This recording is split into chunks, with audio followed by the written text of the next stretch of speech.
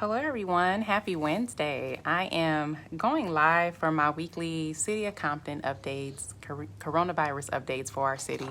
And then I would love to grab a few questions from you all as well, and I will be happy to answer. I hope everybody is staying safe and just observing social distancing, maintaining your peace when there are so many things that are beyond our control. Peace is the strength. So I hope everybody is doing well. And I will get into it. Thank you for joining me. As of today is Wednesday, May 13th. Can you believe it's May? May 13th, 2020. And I will get into our coronavirus updates, and then I'll go into closures for the city. I'll also share just current monitoring activities, as well as what you should look for, as well what's happening at the federal level with stimulus. Provide you with a quick update on the state, as well as our Compton COVID-19 relief efforts. And I'll also share regular city updates. We have some great movement going on regarding streets, capital improvement projects. So I will share what we're working on for your benefit, as well as some challenges that we are working to overcome, which will be a process as we prepare for this upcoming fiscal year. So I will get right into it. As of May 11th, there were 33,180 cases in Los Angeles County of coronavirus, including 1,613 deaths. In Compton, there have been 295 confirmed COVID-19 cases, but no reported deaths at this time, thankfully. As many of you know, the Safer at Home order will remain in effect over the next few months, but restrictions will gradually be relaxed under the 5-stage roadmap to recovery released by the governor and adopted by the County of Los Angeles. We are continuing to, on the road of recovery. Los Angeles County has begun opening beaches and active recreation trails and parks only. They are not permitting sunbathing, gathering, or any group sports at this time, and so we still will be under serious restrictions. And as of yesterday, our city attorney is preparing notices to our non-essential businesses that now qualify to open under this current stage. And so you will receive, if you are a local business or you have contact with others, we will be sending notifications out to these businesses and just letting them know how they can open up. And then also with the county health guidelines will be to maintain social distancing and sanitation guidelines to keep everyone safe. Also, in the city of Compton, parks are continuing to be closed for the foreseeable future. We still have suspended parking tickets. We are beginning to look at a timeline when we will continue to provide tickets, but at this time they're still suspended.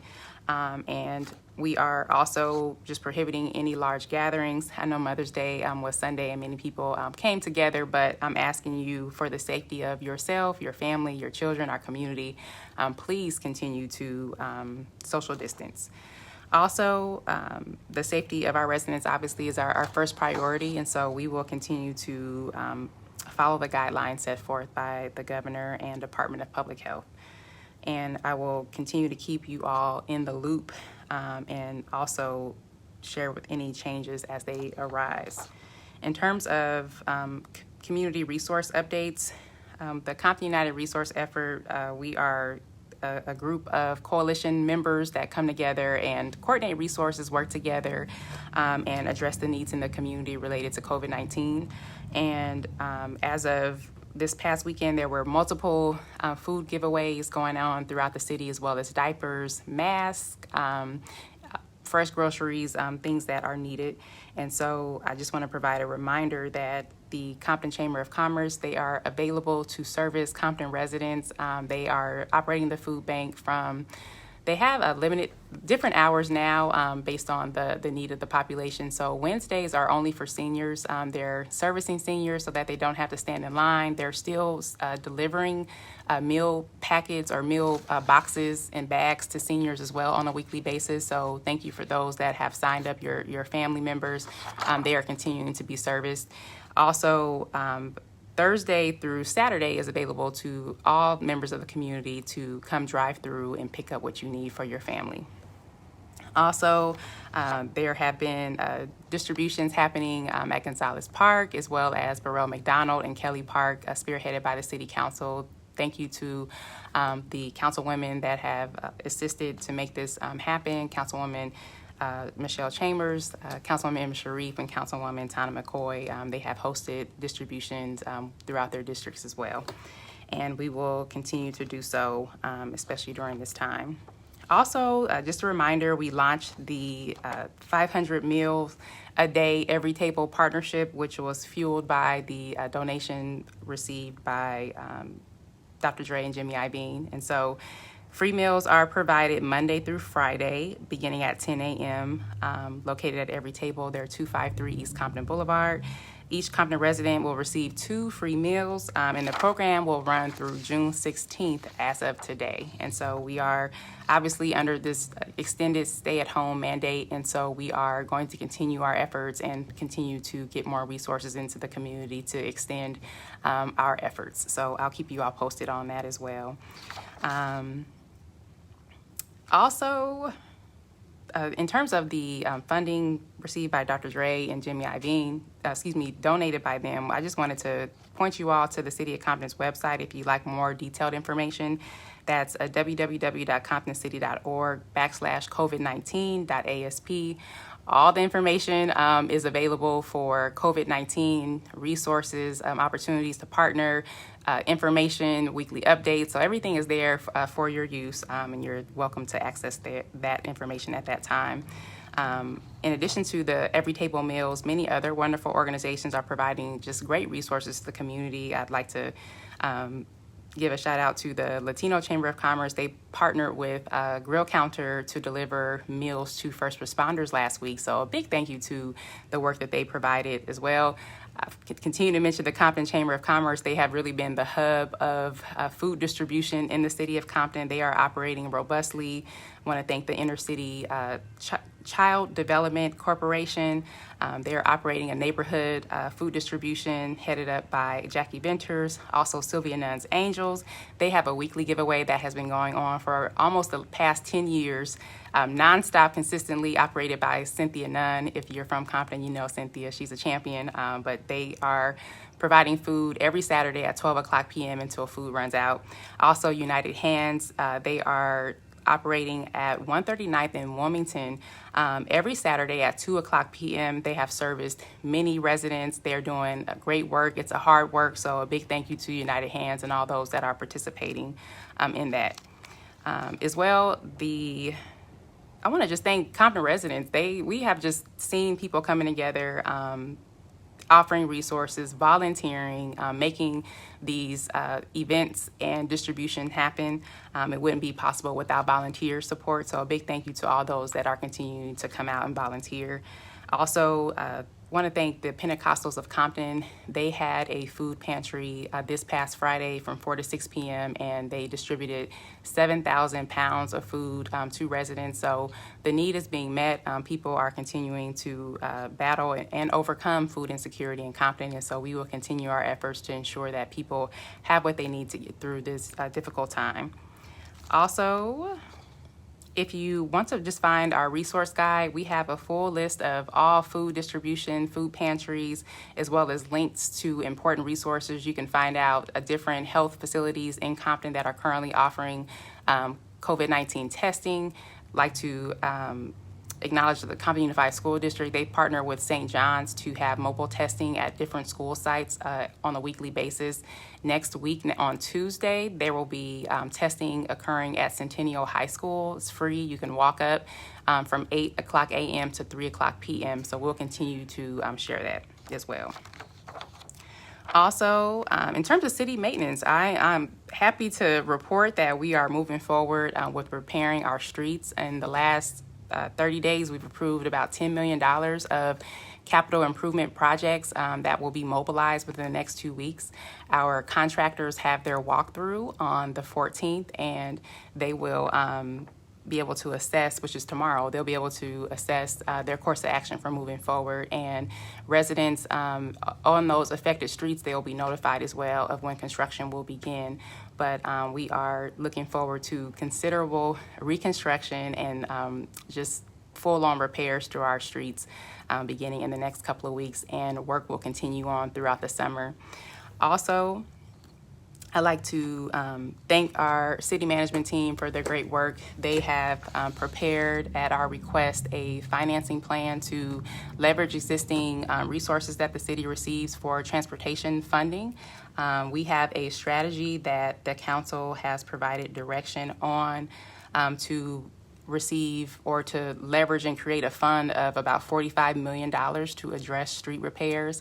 According to our funding schedule, we should actually have funding in hand by September. We already have reconstruction already programmed through the entire summer, so there will be construction going on throughout the city, and we'll continue to roll through those projects and keep the work going throughout the city of Compton and address all of the streets in the city that need repair. So this is a great feat. As many of you know that have been following our efforts, this is a great opportunity for us to address our streets. And I saw one comment, our taxes will not go up. This is not a new tax. This is not a property tax. It's not a new tax of any kind. This is a way for us to leverage the existing money that we receive on a yearly basis and be able to do more projects quicker at no additional cost to you.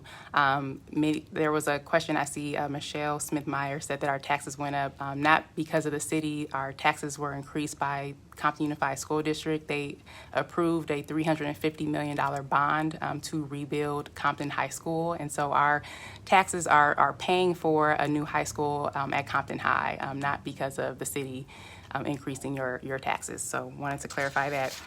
Also, I want to just remind everyone to please fill out your census if you have not done so already. This is our opportunity to be counted. The census is critical for identifying federal funding that will be appropriated to cities over the next 10 years. It's all based on population, and so it's critical that we all do our part. This is our responsibility as members of our community to fill out the census. There is not additional there's not any regulations. By law, they can't share your information with other bureaus. This is strictly to just count how many people are residing in the city of Compton so that we can receive our fair share of federal funding, programs, and resources. Also, I just want to acknowledge, I connect with various great people in the community that are actually doing work. It's easy to kind of observe or even sometimes complain, and sometimes it's warranted as well, but I want to just commend those people that are really doing their part to lift the city. And there's a particular coalition of members under One Compton, and they are working to address just the divide between Latinos and African Americans. Obviously, we are all people of color. We live in one community. We are continually and have been systematically oppressed over hundreds of years in this nation, and we are still at the bottom of the totem pole in terms of indicators, generational wealth, health, as we're continually impacted by COVID-19 in a larger proportion of ways. There are systematic issues that impact us, and so we are focusing on how we can come together in a greater way in our community, bridge the divide, and help move our city forward. So I just want to point you to One Compton, see how you can get involved, see how you can spread the word. We don't want to let hate tear down our community, and it's just an intentional design to keep our people oppressed. So let's do our part. Let's get educated. Let's get informed. Let's take action. And I want to continue to provide you all with great updates. And if you have additional questions, please let me know. I'll try to pull questions as comments are issued. The feed goes up, so I can't see your questions. If you said a question before, feel free to do it again now, and I'll be happy to help. I see communication is key. Can this be translated in Spanish, please? Yes, Ms. Samoya, we actually translate our official updates in Spanish as well. We have a very, very small staff, but I've been blessed to have a fellow that has been donated to my office through the McCain Institute, and she has been translating various videos for your viewing pleasure. And then also I want to point you to our YouTube channel, Mayor Asia Brown, and all of the weekly or bi-weekly updates are also shared there, as well as recaps from various initiatives that we're doing in the community. Thank you. Thank you so much for tuning in. I see something specific for, if you have a request for service, please email me and we will respond and make sure you're tracked and connected to the right department. My email is contactmayor@comptoncity.org. That is the best way to get service. I like to track everything, and that's the only way to ensure that we do that. So feel free to email our office, and we will definitely service you. And I saw a comment earlier about Alameda, and I mentioned this yesterday during the council meeting that there has been just a surge of homeless individuals living on the train tracks, and it is definitely a health concern. I actually requested that the city attorney prepare to take legal action against the rail lines that are failing to maintain their public right-of-way. And so we are moving forward to do that. Currently, we have assigned a detail through code enforcement and public works to clean up the tracks. And so there is an operation that is scheduled for this weekend to just clear the area for human health and safety. But the ongoing maintenance is the responsibility of the rail line. And so the city is taking legal action to address this and to install a maintenance agreement that will be done on a regular basis. And that way it won't be a reaction. It'll be something that is proactive. So we are addressing that as well. Also, I thought I saw an additional question. Thank you. Great question regarding parking concerns for street sweeping. We are currently still suspending parking tickets or parking infractions during the street sweeping due to the stay-at-home mandate. I realize that we can't produce more street for you to park on, and so many people don't have a place to move their car to, depending on how many people live on their street. And so we are still relaxing those standards, and when we resume them, I will provide you all with notice so that you are aware. Also, yes, Ms. Mims, we will continue to put the list out of streets that are repaired. If you follow hashtag, I believe it's pound or hashtag 1801, you'll see some additional information. And then scrolling down our social media profiles, you'll also see streets that have been repaired, and we'll also post the streets that will be addressed in this upcoming reconstruction. There's also a list being propagated now for grind and overlay, which is beautiful improvement that lasts for a minimum of 15 years. Our contractor is currently going out to assess the worst areas, and then we'll have one list that we'll consider, and then we'll also bring that out to you all to understand which areas will be impacted during this current reconstruction program. So there's two programs happening at the same time. We have Capital Improvement Program 1801, which is full reconstruction down to the dirt. It includes new curbs and gutters, grading, as well as new sidewalks and ingress egress for the households that abut the street, so that their driveway is also just not your entire driveway, but just the part that's in the public area will also be addressed and improved. So that's happening, as well as a grind and overlay program, which will account for or address a multitude of streets at one time. And so the grind and overlay grinds the street down about 3 to 4 inches and then reinstalls a brand new asphalt street, which again will last for 15 years. So these are great repairs. We're making progress. We are taking care of the residents. This is something that has been a long time coming. It takes time to move resources, to to put plans in place. 1801 had been under design for a whole year. And so it takes time to get these plans together, but we have them now, and so it's go time for Compton. I'm excited for all the construction that you will see in the city over the next several years. We're planning nonstop reconstruction on these streets until we get them completely under control. Also, want to just give you a quick preview. Downtown Compton, I mentioned before, is currently slated for just beautiful redevelopment, mixed use, affordable housing, market rate housing, some great just innovation ideas and spaces for entrepreneurs, artists, tech people. And so we'll be sharing more details specifically with you all within the next 30 days as they're going through the approval process. And then there'll be a big period of community participation where you will have the opportunity to weigh in on what you would like to see at these public spaces. And we are on schedule to move forward and begin breaking ground on the project in 2021. So this is not a a long distance plan. This is something that's moving forward expeditiously that you will see and touch very soon. So great things happening in the city of Compton. Thank you so very much, Rodney Hagoro, for the question on Woodlawn Cemetery. I meant to provide an update on that. So the city of Compton, the council, we took action against Woodlawn Cemetery several months ago. And the city attorney spearheaded the effort. The state actually stepped in, which they govern all cemeteries in the state of California. And to make a long story short, the owner no longer has control of the cemetery. And because of there's size restrictions of whether or not a city can actually take over a cemetery, and Woodlawn is too large for the city to actually take over control of it.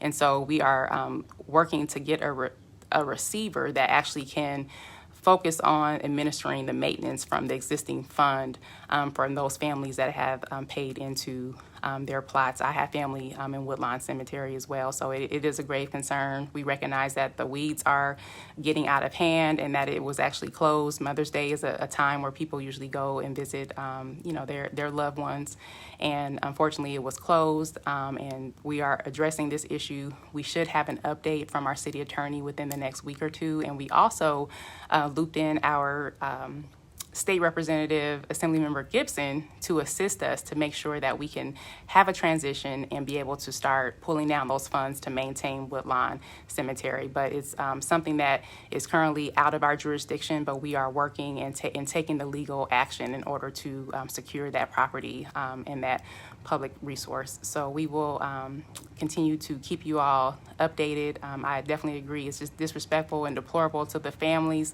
that have loved ones resting there, and we will definitely take action on that and keep you in the loop.